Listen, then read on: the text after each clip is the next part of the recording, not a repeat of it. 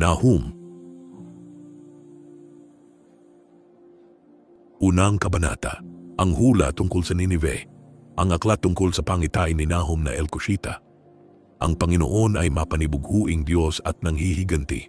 Ang Panginoon ay nanghihiganti at puspos ng kapuotan. Ang Panginoon ay nanghihiganti sa kaniyang mga kaaway, at siya'y nagtataan ng kapuotan sa kaniyang mga kaaway. Ang Panginoon ay banayad sa pagkagalit at dakila sa kapangyarihan, at sa anumang paraan ay hindi aariing walang sala ang salarin. Ang daan ng Panginoon ay sa ipo-ipo at sa bagyo, at ang mga ulap ay siyang alabok ng kaniyang mga paa. Kaniyang sinasaway ang dagat at tinutuyo ang lahat na ilog. Ang Basan ay nanlalata at ang Carmelo at ang bulaklak ng Libano ay nalalanta. Ang mga bundok ay nanginginig dahil sa kaniya, at ang mga burol ay nangatutunaw, at ang lupa'y lumilindol sa kaniyang harapan, ang sanglibutan, at ang lahat na nagsisitahan dito. Sino ang makatatayo sa harap ng kaniyang pagkagalit?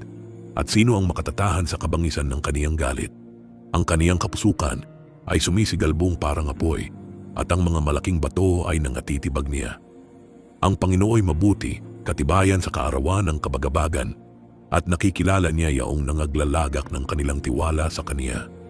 Ngunit sa pamamagitan ng manggugunaw na baha ay kaniyang lubos na wawakasan ang kaniyang dako at hahabulin ang kaniyang mga kaaway sa kadiliman. Ano ang inyong kinakatha laban sa Panginoon? Siya ay gagawa ng lubos na kawakasan. Ang pagdadalamhati ay hindi titindig na ikalawa. Sapagkat yamang sila ay maging gaya ng mga salasalabat na tinik at maging napakalasing na parang manglalasing, sila ay lubos na masusupok na parang tuyong dayami. May lumabas na isa sa iyo na nag-iisip ng kasamaan laban sa Panginoon na pumapayo ng masama. Ganito ang sabi ng Panginoon, bagaman sila ay nangasa lubos na kalakasan at totoong marami, gayon may sila'y nangalulugmok at daraan siya, bagaman pinagdalamhati kita, hindi na kita pagdadalamhatiin pa. At ngayo'y aking babaliin ang kaniyang pamatok na nasa iyo at aking sisirain ang iyong mga paningkaw. At ang Panginoon ay nagbigay utos tungkol sa iyo na hindi na matatatag ang iyong pangalan. Sa bahay ng iyong mga Diyos ay aking ihihiwalay ang larawang inanyuan at ang larawang binubo. Aking gagawin ang iyong libingan sapagkat ikaw ay hamak.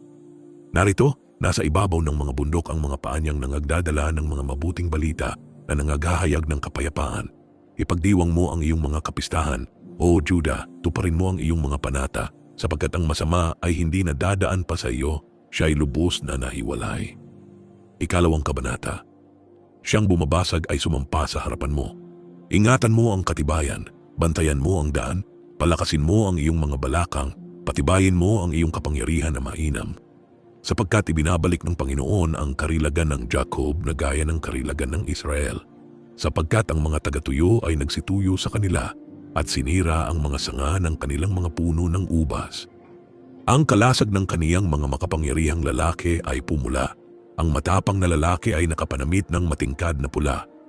Ang mga karo ay nagsisikislap ng patalim sa kaarawan ng kaniyang paghahanda at ang mga sibat na abeto ay nagsisigalaw ng kakilakilabot. Ang mga karobo ay nagsisihagibi sa mga lansangan na nagkakabanggang isa't isa sa mga daan. Ang anyo ng mga yaon ay gaya ng mga sulo, nagsisitakbong parang mga kidlat. Naaalala niya ang kaniyang mga bayani, sila'y nangatitisod sa kanilang paglakad, sila'y nangagmamadali sa kuta ni Yaon, at ang panakip ay handa. Ang mga pintuan ng mga ilog ay bukas, at ang palasyo ay nalansag. At si Huzab ay nahubdan, siya ay dinala, at ang kaniyang mga alilang babae ay nananaghoy na parang huni ng mga kalapati na nagsisidagok sa kanilang mga dibdib. Datapuwat ang Nineveh mula ng una ay naging parang lawa ng tubig, gayon may nagsisitakas. Tigil kayo, isinisigaw nila, ngunit walang lumilingon. Kunin ninyo ang samsam na pilak, kunin ninyo ang samsam na ginto, sapagkat walang katapusang kayamanan na kaluwalhatian sa lahat ng maligayang kasangkapan.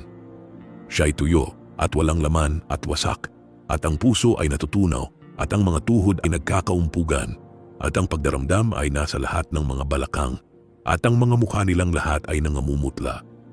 Saan nandoon ang yungib ng mga leon, at ang dakong sabsaban ng mga batang leon, na nililibutan ng leon at ng babaeng leon, ng batang leon, at walang tumatakot sa kanila?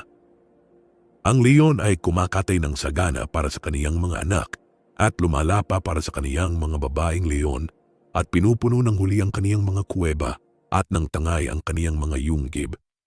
Narito, ako'y laban sa iyo, sabi ng Panginoon ng mga hukbo, at aking susunugin ang kaniyang mga karo sa usok at lalamunin ng tabak ang iyong mga batang leon at aking ihihiwalay ang iyong huli sa lupa at ang tinig ng iyong mga sugo ay hindi na maririnig. Ikatlong kabanata. Sa aba ng mabagsik na bayan, siya'y puspos na lubos ng kabulaanan at mga agaw. Ang panghuhuli ay hindi tumitigil. Ang higing ng panghagupit at ang hugong ng pihit ng mga gulong at ng mga madambang kabayo at ng lukso ng mga karo. Ang sakay ng mga mangangabayo at ang kinang ng tabak at ang kislap ng sibat at isang karamihan na patay ay malaking bunto ng mga bangkay at walang katapusang mga bangkay. Sila'y nangatitisod sa kanilang mga bangkay. Dahil sa karamihan na pagpapatutot ng minagandang patutot na panguna ng pang-eengkanto na nagbibili ng mga bansa sa pamamagitan ng kaniyang pagpapatutot at ng mga angkan sa pamamagitan ng kaniyang mga pang-eengkanto. Narito, ako'y laban sa iyo, sabi ng Panginoon ng mga hukbo, at aking ilililis ang iyong laylayan sa harap mo, at aking ipakikita sa mga bansa ang iyong kahubaran, at sa mga kaharian ang iyong kahihiyan. At aking ihahagis sa iyo ang kasuklam-suklam na karumihan at gagawin kitang hamak at ilalagay kita pinakakutya. At mangyayari na ang lahat ng mga kakakita sa iyo ay iilag sa iyo at mangagsasabi, ang Nineveh ay nahahandusay na sira. Sinong mananaghoy sa kanya? Saan ako hahanap ng mga aliw sa iyo? Ikaw bagay mabuti pa sa Noamon na natatayo sa gitna ng mga ilog na may tubig sa palibot niya, na ang katibay ay ang dagat at ang kaniyang kuta ay nasa dagat. Ethiopia at Ehipto ang kaniyang mga naging katibayan at walang hanggan. Put at Lubim ang iyong mga naging katulong.